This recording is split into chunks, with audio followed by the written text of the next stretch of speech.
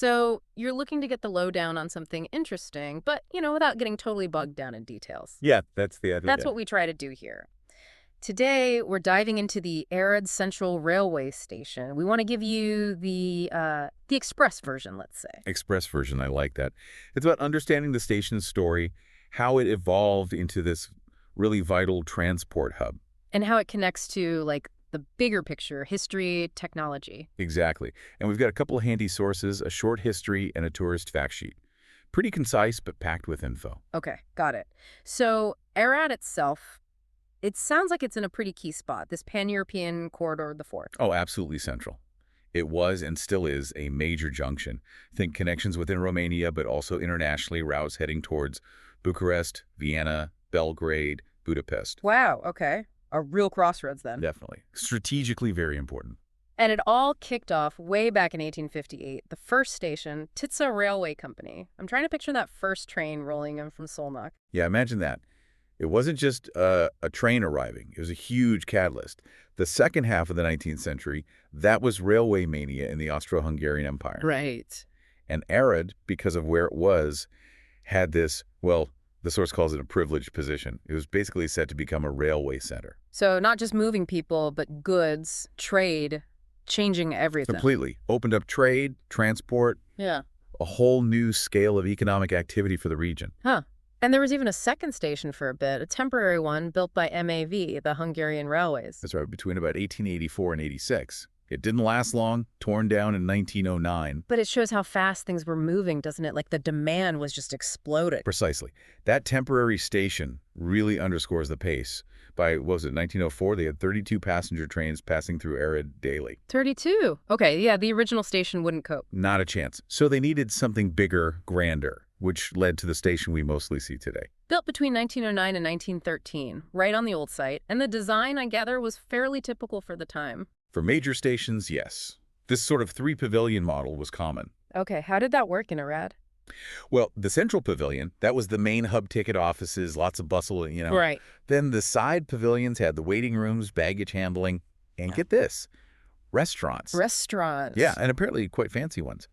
The source says they were carefully furnished and considered part of the city's elite establishments. Wow. That's a bit different from grabbing a quick coffee today, isn't it? Uh-huh, just a bit.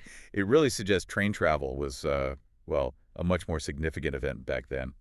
Maybe even glamorous. Definitely sounds like it. And then there are annexes for all the operational stuff. Yeah, train movement services, support staff, that sort of thing. Plus the post office, telegraph services. It was like a self-contained unit, A mini town, almost. pretty much. And the architect behind it all, Ferenc. He was a big name. Ferenc, okay. Chief Architect for the Hungarian Railways, MAV. That's him. He wasn't just an architect. He was the guy for many major stations. Think Kőszeg, Cluj, Bratislava. Oh, wow, the list is impressive. Zagreb, Rijeka, too. It really paints a picture of his influence and just how much railway building was going on. It really does. Now, Ludovic Santé's office did collaborate on some details. Sante. But Pifaf was the lead designer. That was standard for MAV. They used their own top people for these key projects. Makes sense. Now, I saw a note about the original 1903 plans being grandiose. Yes. Mhm. Apparently they were quite ambitious, but then reality hit. Budget cuts. Exactly. The Minister of Commerce at the time reportedly trimmed the funding. Seems they cut back mostly on decorative elements to focus on passenger comfort. Ah, the classic battle. Aesthetics versus practicality. Always. But even with those cuts, the sources say the new Arad station was still seen as one of the most beautiful around. That burnt brick facade, the wrought iron, and that eclectic Romanesque and secession style, what would that actually look like? Well, imagine a mix.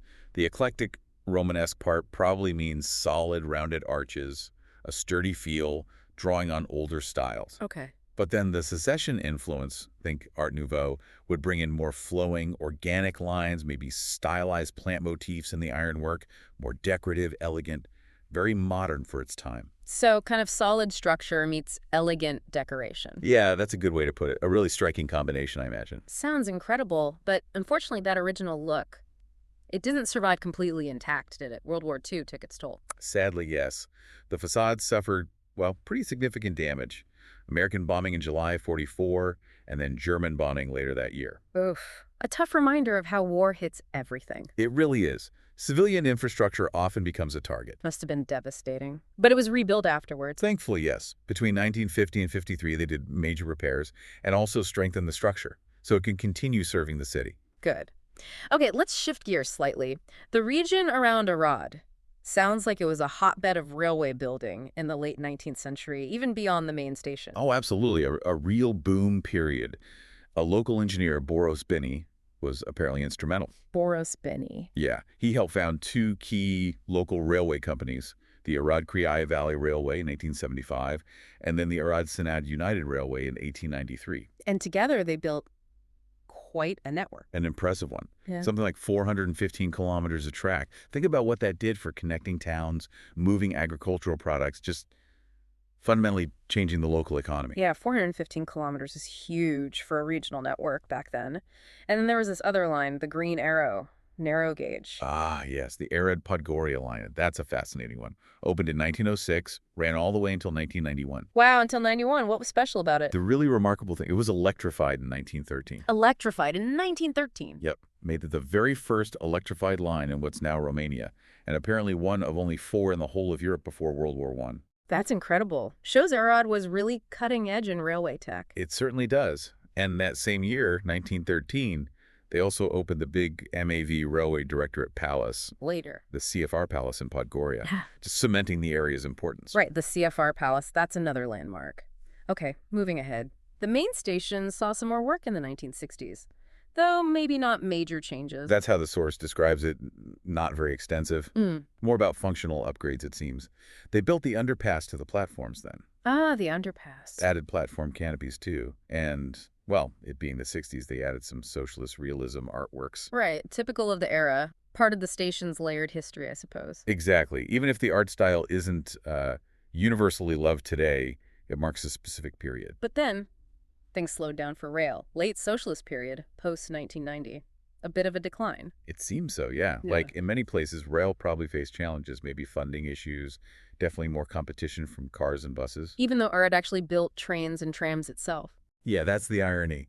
They had this long history of rolling stock construction since 1891, but the network itself perhaps wasn't getting the same investment focus during that period.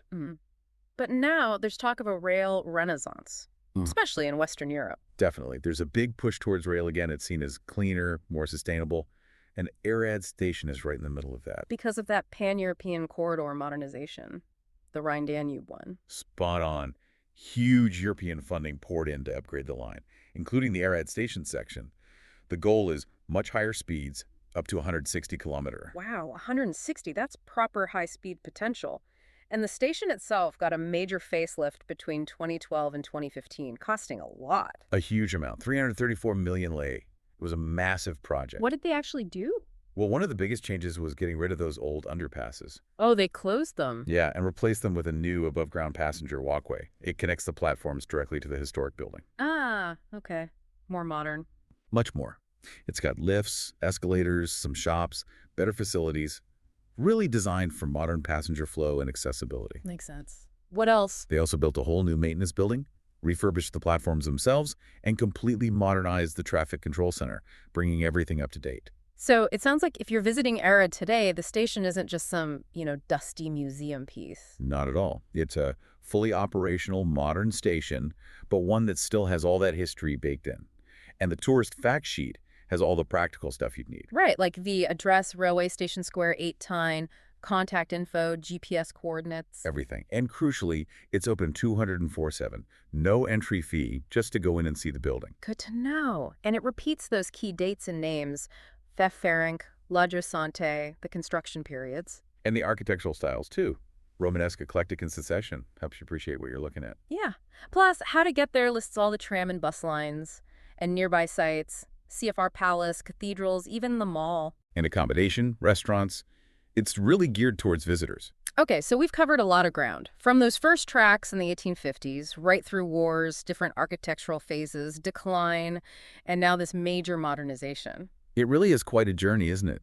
The station reflects so much technology, architecture, conflict, recovery, the drive for connection. It's like a living piece of Arad's history, but also its future. Yeah, It really is.